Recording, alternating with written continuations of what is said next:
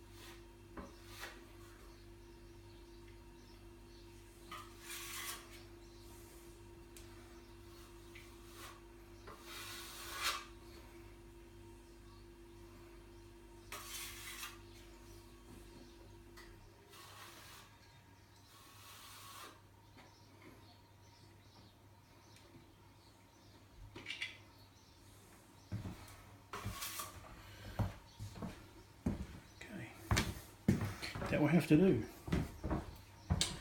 So hopefully you can see that okay. Trying to get a big wide shot with this thing's not easy. So there you go, a bit, as you can see, it's wider than before. And have the light coming from the doorway over there helps it to sharpen the issues. So hopefully that's good enough now. Hopefully. Yeah, so I'm not a fast plasterer, but I'll do it okay, I suppose. To me, the thing that's quite important is to make sure you get it like when you've got existing plaster there, especially to get it wet with the new plaster, because you just try and smear it across, it doesn't always take properly. So if you get it nice and wet first and just make sure it actually adheres to it and then smooth it all out, that works quite well. Same thing with the edges, that's why I always do the edges first, to make sure they're all well wetted, and then go up the centre and make sure that's all wetted and then smooth it out. If you don't do that, it just doesn't come out very well and end up with gaps in the plaster. So this is why I hate sanding, because it's a bit dusty. Boom's done, all the joints are done, it's basically finished. Now I need to try and get clean. Okay, got that joint there. Oh my god.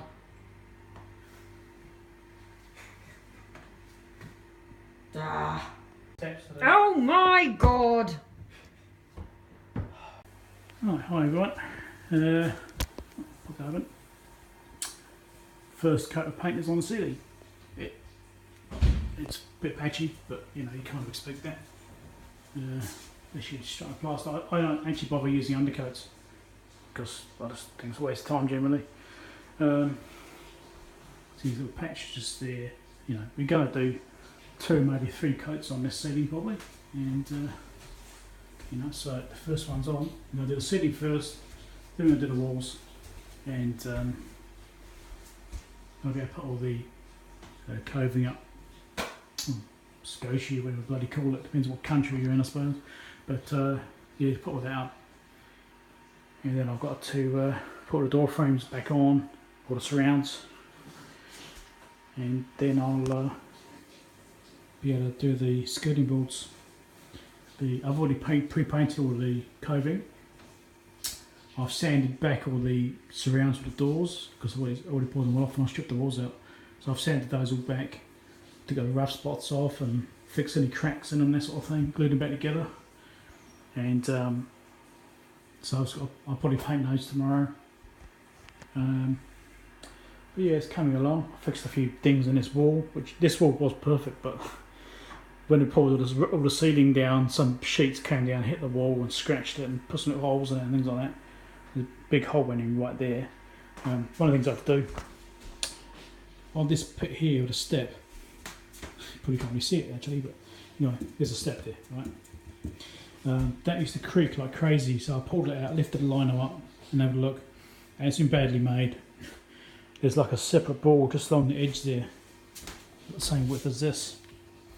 And it wasn't actually supported properly. There had a couple of blocks underneath it in the middle of that board, which was shimmed, and yeah, it's all just loose and wobbling around, and nails had gone through it and messed and stuff like that. It wasn't actually supporting. I see it on a joist or anything, so I nailed on another piece of wood next to it, into the joist, at the same height as that floor, so it holds that side of the board up, and then stuck another one on the side of that.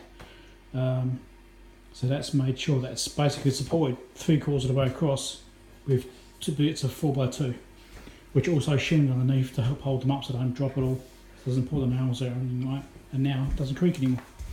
It's all good. So what I've also done is, instead of using some plasterboard here like this, I was worried about getting kicked accidentally, because that could happen. So I've actually used some quite thick hardboard in that section, so it can withstand getting kicked. A bit tougher.